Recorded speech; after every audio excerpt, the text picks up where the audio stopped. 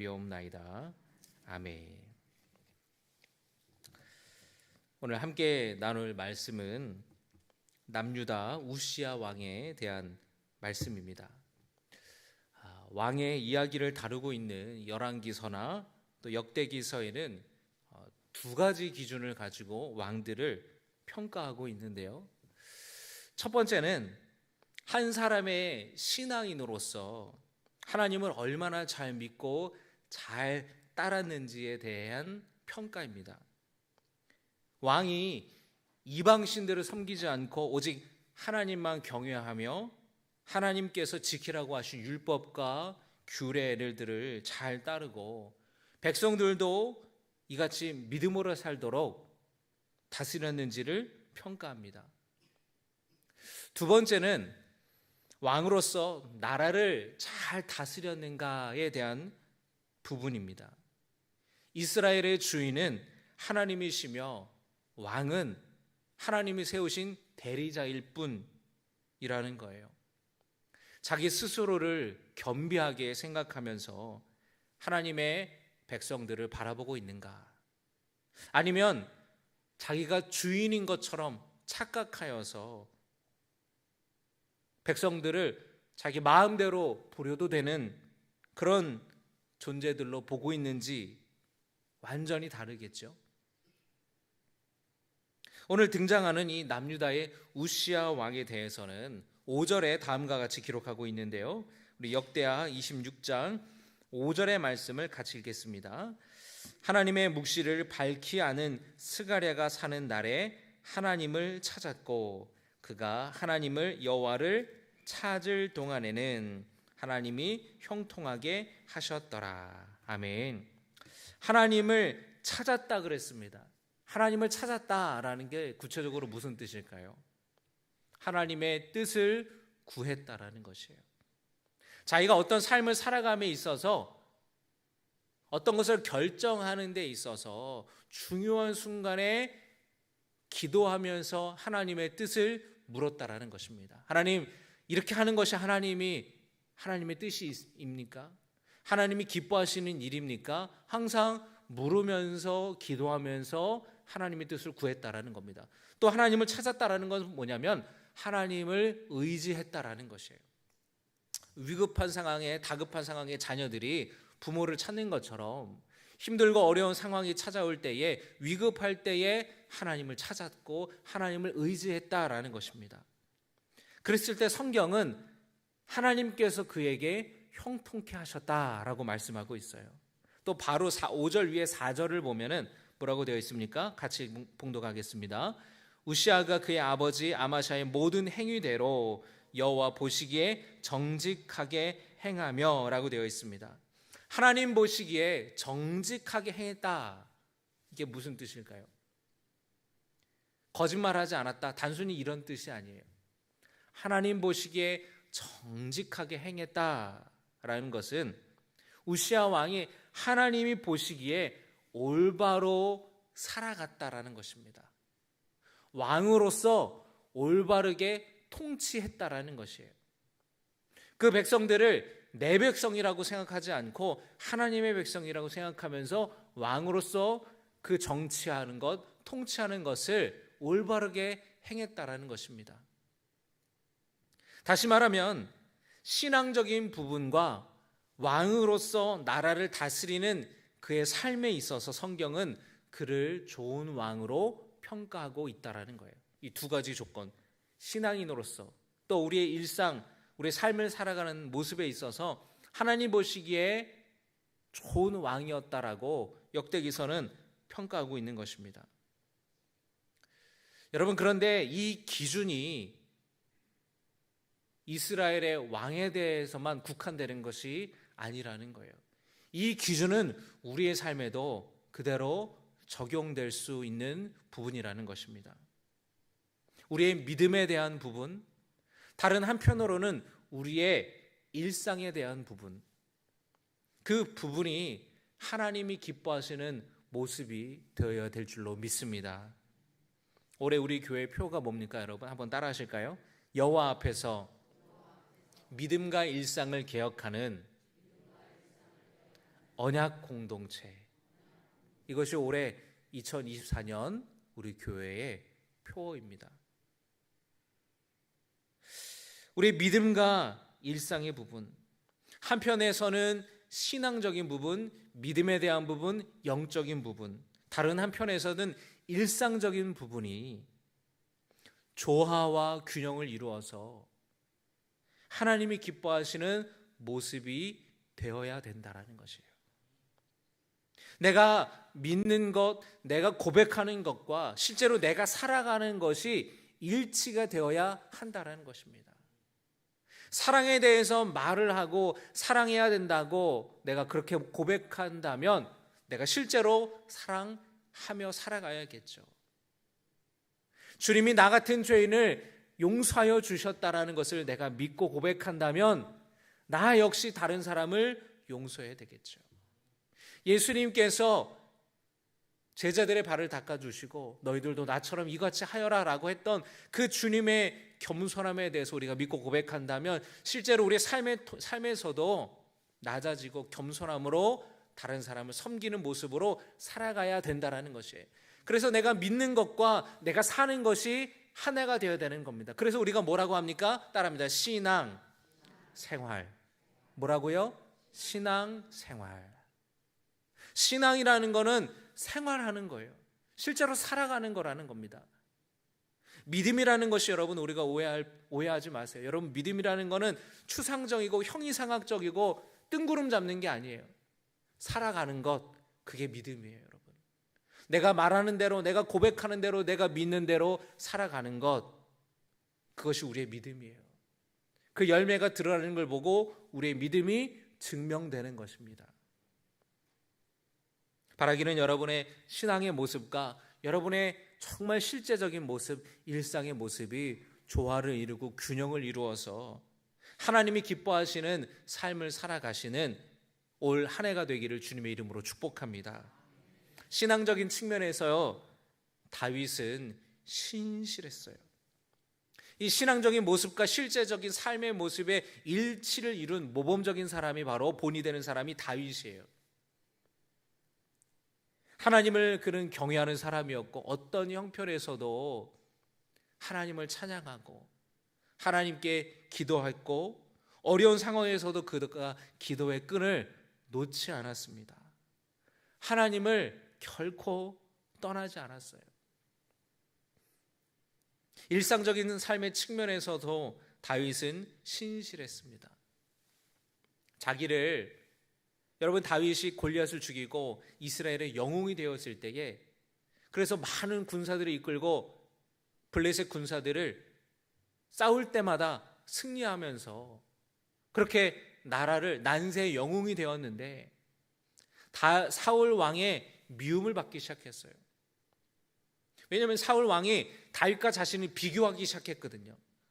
그러니까 열등감이 휩싸였고 그 열등감이 질투와 시기심과 분노로 바뀌어지게 되면서 사울 왕이 자신이 가진 권력을 가지고 다윗을 죽이고자 했습니다. 자기 아들보다도 어렸는데도 말이죠. 아들 친구였는데도 말이죠. 심지어 자기 딸을 줘서 사위를 삼았는데 장인이 사위를 죽이려고 한 거예요. 그래서 사울이 군사들을 보내고 창을 던지기도 하고 군사들을 보내기도 하고 다윗이 더 이상 살아갈 수가 없는 거예요. 그래서 도망자의 신세로 그가 살아갔습니다. 다윗이 자기 최측근만 데리고 부하들만 데리고 도망쳤어요. 그러나 이 다윗이 가는 곳마다 도와주는 손길들이 있었고 점점 그 세력이 점점 많아지기 시작했는데 그 사울 왕의 추격이 얼마나 집요한지 다윗이 죽을 지경이었어요. 근데 그 가운데에서 다윗이 여러 번 사울 왕을 죽일 수 있는 기회들이 있었습니다. 부하들이 죽이자 그랬어요. 절호의 기회라 그랬어요.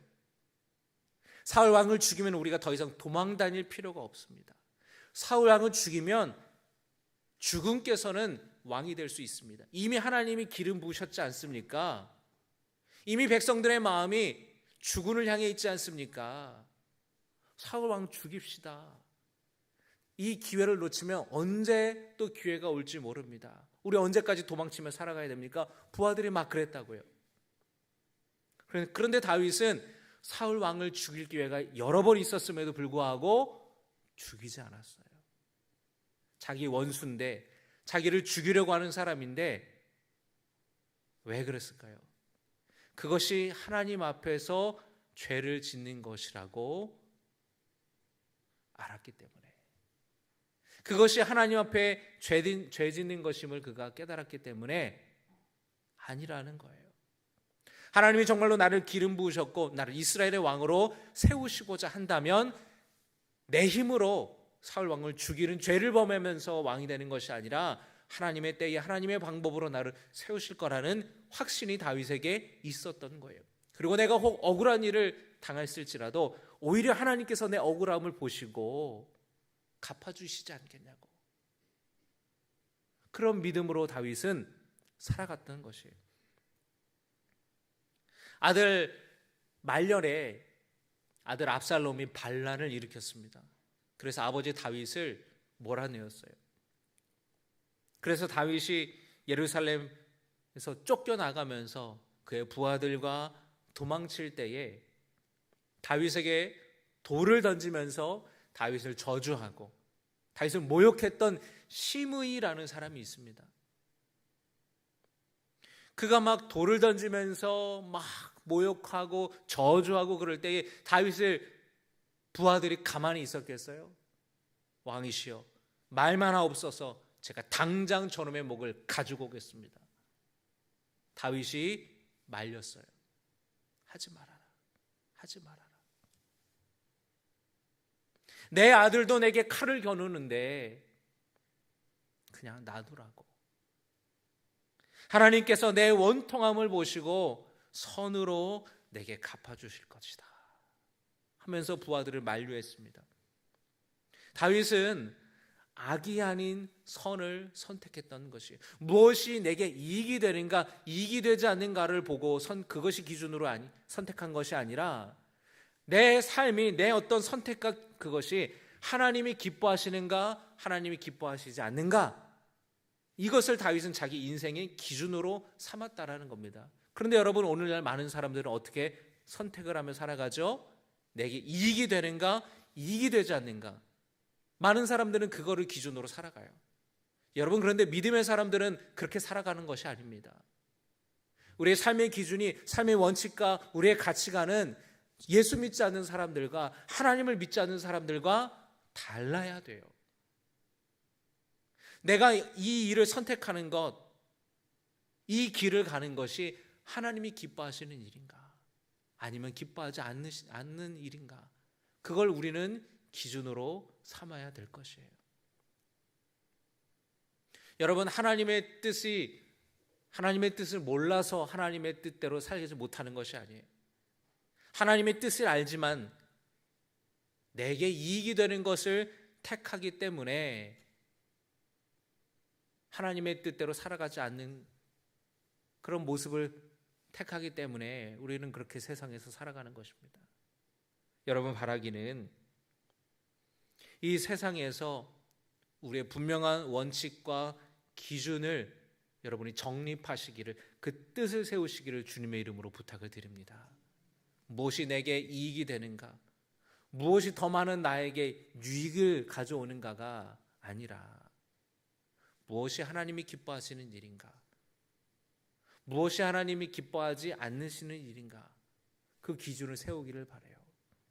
그러면 모호했던 것이, 불분명했던 것이 분명해지고 정확하게 됩니다. 길이 보이게 될 것이에요.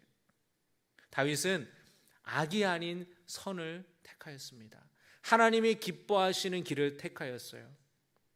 그러니 하나님께서 어떻게 다윗을 사랑하지 않을 수가 있었겠어요? 어떻게 하나님께서 다윗에게 복을 주지 않을 수 있겠습니까? 다윗을 형통하게 하지 않을 수 있겠어요? 하나님이 기뻐하시는 삶을 살아가는 다윗을, 여러분 정말 이런 삶을 살아갈 수 있는 여러분이 되시기를 주님의 이름으로 축복합니다. 우리의 믿음과 우리의 일상이, 우리의 실제적인 삶이 일치가 될 때에 성경은 하나님께서 그를 형통케 하신다라고 말씀하고 있습니다. 오늘 우시야 왕도 그랬어요. 하나님은 우시야를 형통하게 하셨습니다. 우리 26장 4절과 5절 다시 한번 말씀 보겠습니다. 같이 봉독합니다. 시작.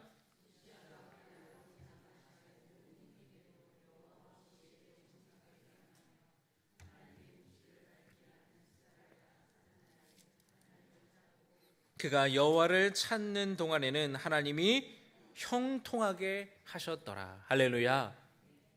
형통하게 하셨다라는 거예요. 여러분, 이 놀라운 복이 오늘 이 시간에 이곳에 오신 여러분 가운데 함께 하시기를 주님의 이름으로 축복합니다. 여러분의 가정에, 직장과 일터와 삶 속에 형통한 하나님의 복이 있기를 주님의 이름으로 축복합니다. 하나님이 우시야를 형통하게 하셨어요. 어떻게 형통하게 하셨냐? 구체적으로 오늘 말씀을 보면 우리가 알 수 있는데요. 우시야 왕이 블레셋과 싸울 때 그들의 견고한 성벽을 무너뜨리고 땅을 차지했다라는 거예요. 하나님이 도우셔서 아라비아 사람들과 마온 사람들과의 싸움에서도 승리하게 하셨다라는 거예요. 암몬 사람들이 남유다에 조공을 바쳤다라는 겁니다. 우시야 왕의 이름이 애굽 변방까지 널리 알려져서 그를 모르는 사람이 없었다고 성경은 말씀하고 있습니다. 6절부터입니다. 제가 봉독합니다.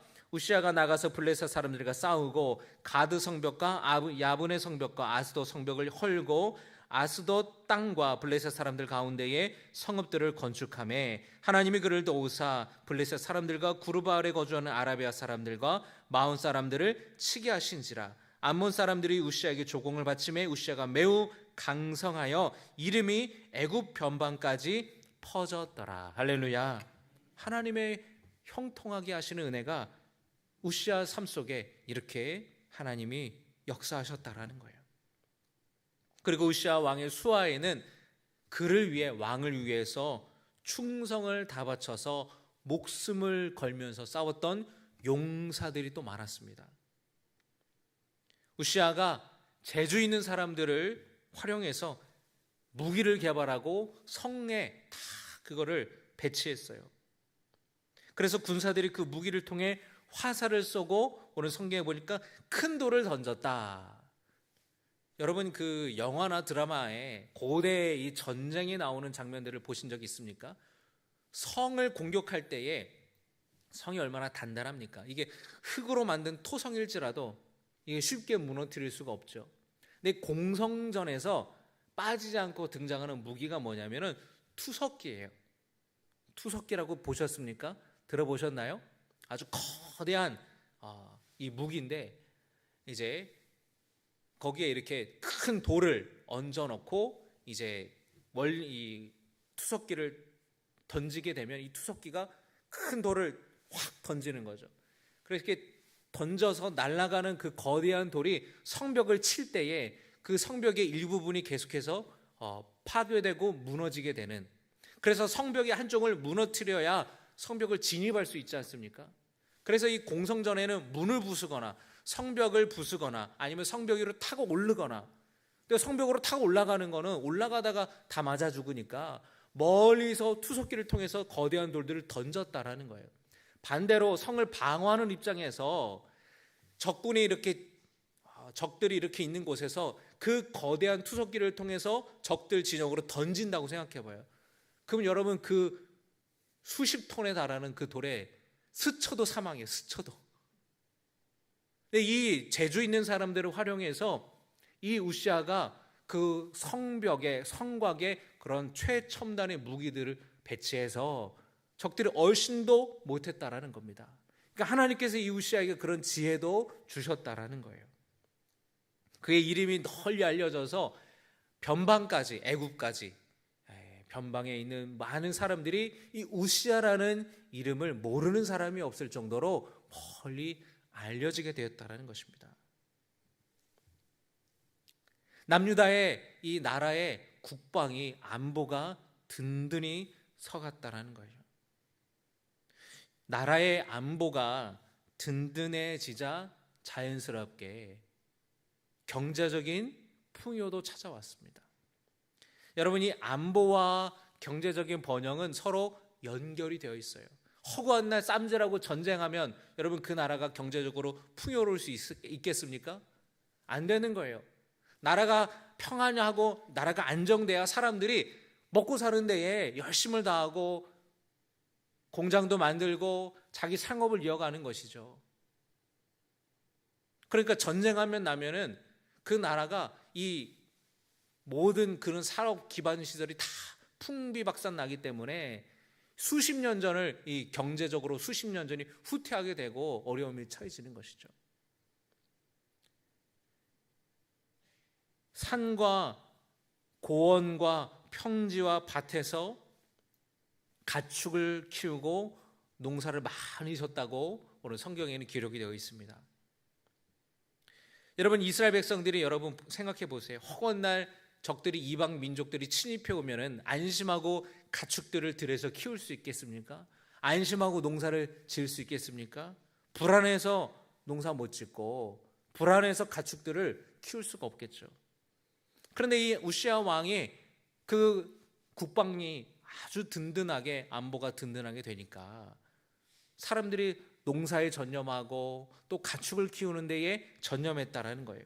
그리고 이 우시야 왕이 직접 가축을 키우고 농사짓는 일에도 관심을 가졌습니다. 그러니까 여러분 우리나라도 보면은 세종대왕이 가장 최고의 인물이잖아요. 돈에 얼굴이 다 이렇게 그려져 있으면은 그 나라의 영웅이지 않습니까?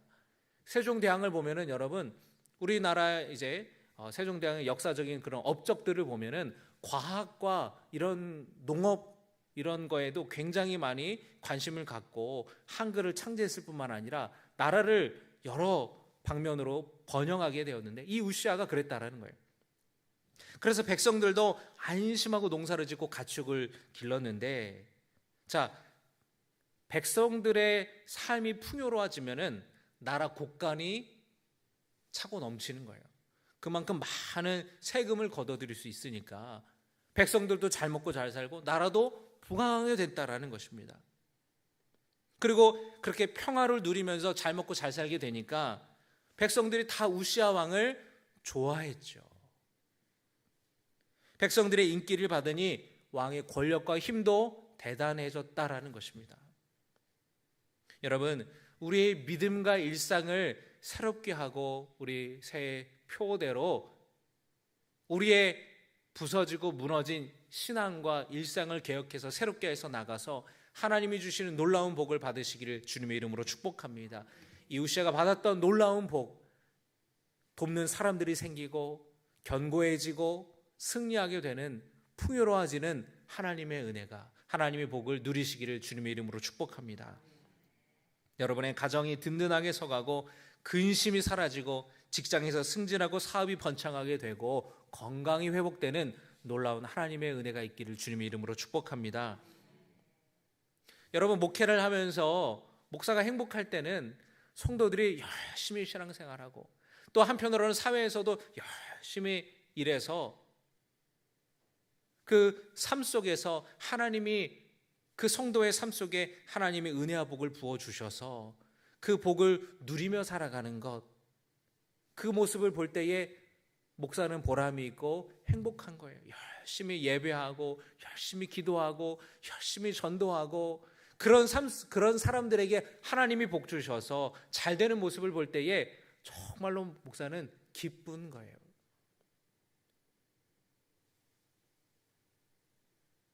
오늘 말씀을 통해 주시는 또 하나의 교훈은 뭐냐? 잘 될 때에 겸손해야 된다라는 것입니다. 고린도전서 10장 12절의 말씀에 그런즉 선줄로 생각하는 자는 넘어질까 조심하라 말씀하였습니다. 잠언의 교만에 대한 말씀이 여러 군데 나오는데요. 두 절을 소개를 해드리려고 합니다. 잠언 16장 5절의 말씀을 여러분 같이 한번 봉독하겠습니다. 시작.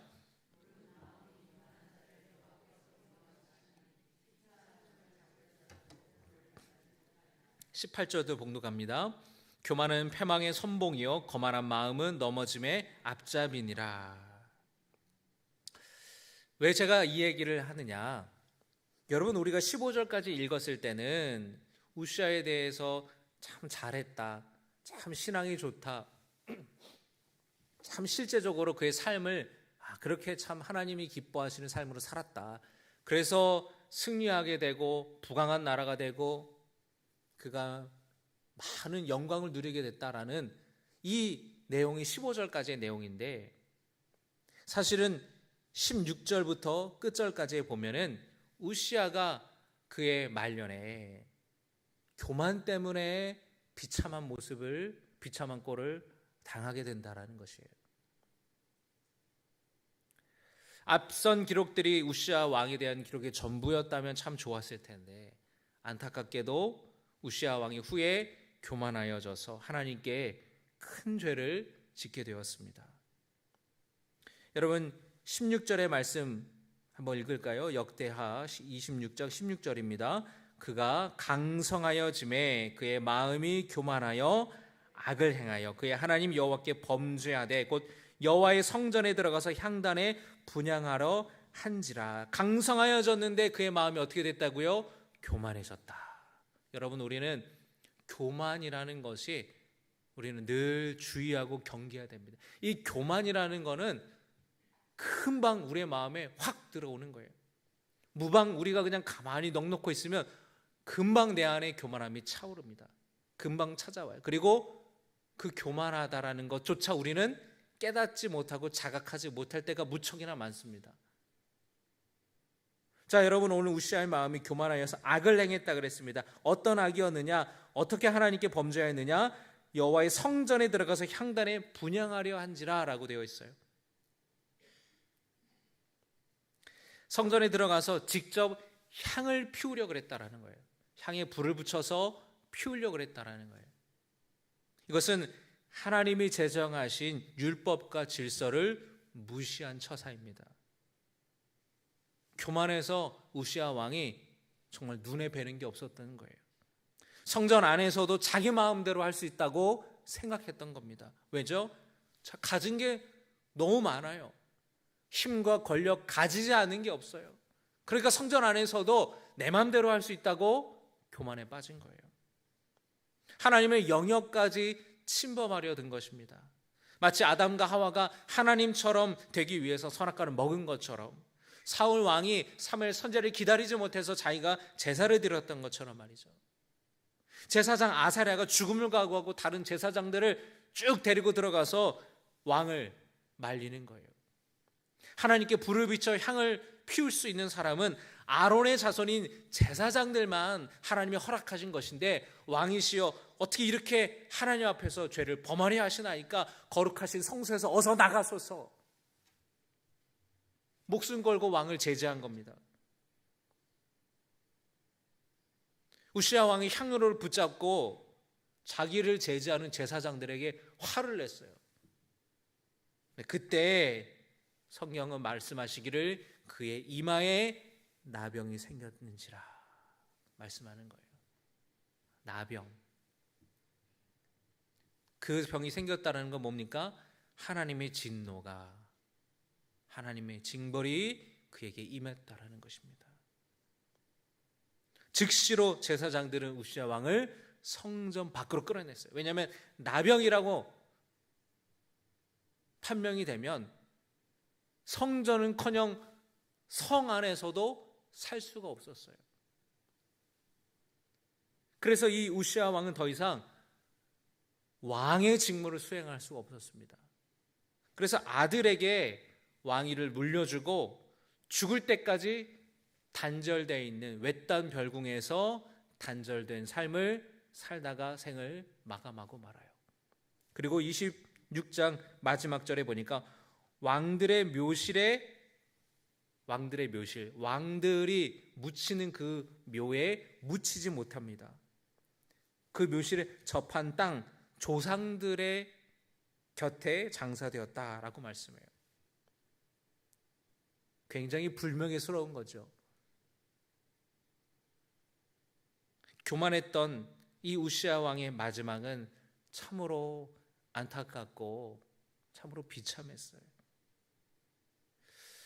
여러분, 오늘 말씀을 통해 주시는 이 교훈과 지혜를 기억하시기를 주님의 이름으로 축복합니다.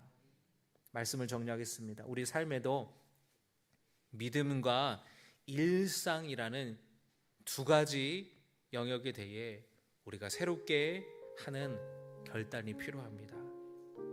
어느 한쪽이 기울어졌다거나 어느 한쪽이 무너졌다거나 부족한 부분이 있다면 여러분 부탁드리기는 올 한 해 다시 균형을 맞추고 그 무너진 부분을 새롭게 수축하기를 부탁을 드립니다. 올 한 해의 표어가 여호와 앞에서 우리의 믿음과 일상을 개혁하는 언약 공동체입니다. 이것은 요시야 왕이 부서진 성전을 수리하고 나서 온 백성들과 함께 모여서 우리가 하나님을 찬양하고 하나님을 예배하자고 하나님만 섬기자고 언약을 맺고 실제적으로 우상을 이방신들을 향해서 제사하던 제단들을 다 무너뜨리고 우상들을 다 파괴했던 그런 배경이 있습니다. 그 신앙의 부분 실제적인 삶을 개혁하고 새롭게 하기로 결단하였다라는 것이에요. 내가 예배를 드리는 일에, 내가 기도하는 일에, 내가 말씀 보는 일에 신앙적인 부분에서 내가 소홀했다면 그 하나님을 경외하는 부분에 여러분 헌신하시기를 주님의 이름으로 축복합니다. 내 실제적인 삶에서 일상에서 하나님 보시기에 정직하게 살지 못했고 하나님 보시기에 올바르게 살지 못했고 하나님께 기쁨을 드리지는 못했던 삶을 살았다면 이 시간에 결단하며 악이 아닌 선을 선택하고 그리고 마지막으로 교만이 아닌 겸손함으로 나아가는 여러분 되시기를 축복합니다. 올 한 해를 시작함에 있어서 믿음으로 결단하며 나아갈 때에 성령께서 여러분을 도우셔서 여러분의 믿음과 일상이 회복되고 그래서 날마다 하나님께 기쁨을 드리며 우리 삶에서는 날마다 승리하며 형통한 복을 누리게 되기를 주님의 이름으로 축복합니다. 우리 시간 함께 찬양하며 나아가길 원합니다. 주님, 우리 믿음과 일상을 새롭게 하길 원합니다. 주님, 겸손한 자 되게 하시옵소서. 주님을 찬양합니다. 주님을 예배합니다. 우리의 마음과 뜻과 정성을 다해 주님을 찬양하며 하나님 보시기에 기쁜 삶으로 기뻐하시는 삶으로 살아가겠습니다. 성령께서 도와주시옵소서. 우리 함께 주님을 예배하는 것 찬양하겠습니다.